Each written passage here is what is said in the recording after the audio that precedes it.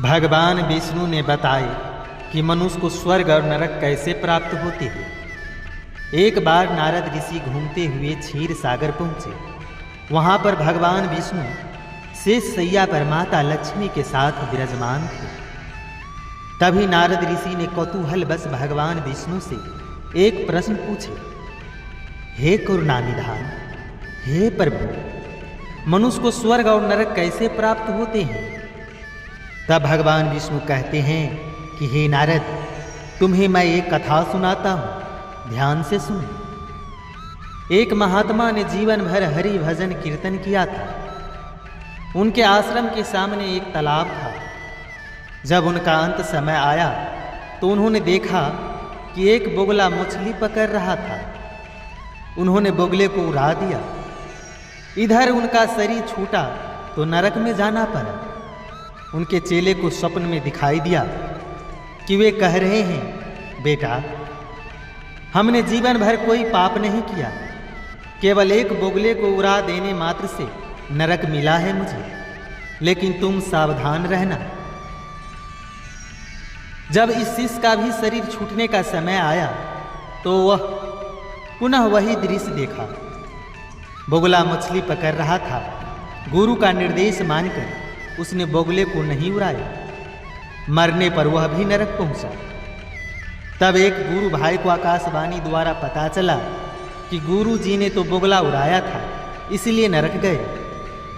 हमने नहीं उड़ाया, इसलिए नरक प्राप्त हुआ है, पर तुम बच के रहना। जब इन गुरु भाई की मरने की घड़ी आई तो संजोग बख्श पुनः बोगला मछली मारता दिखाई दिया।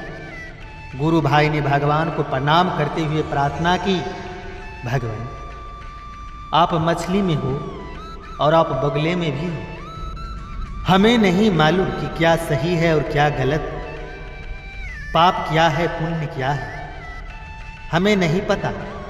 आप अपनी व्यवस्था स्वयं देखें, मुझे तो सिर्फ आपके चिंतन से मतलब है।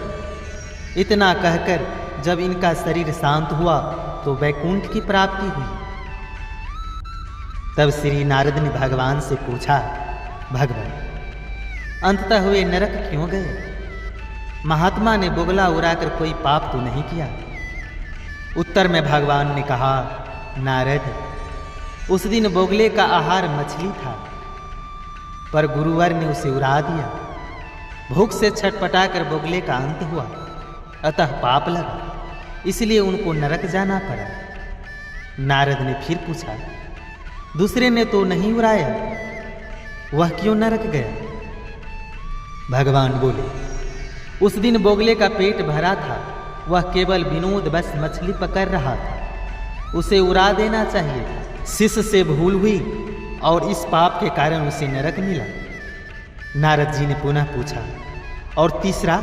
भगवान ने कहा, तीसरा मेरे भजन में लगा रहा, उसने सारी जिम्मेदारी मुझको सौंप दी। जैसा होना था वैसा ही हुआ, किंतु मुझसे संबंध जोड़ने के कारण और मेरा चिंतन के प्रभाव से वह मेरे धाम को प्राप्त हुआ।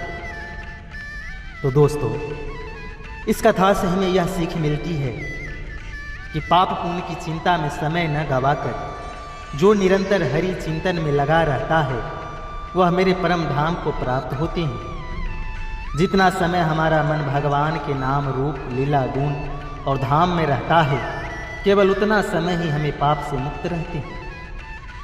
इसलिए सदैव हरि नाम लेते रहना चाहिए और हरि चर्चा करते रहना चाहिए, हरि कथा सुनते रहें। धन्यवाद।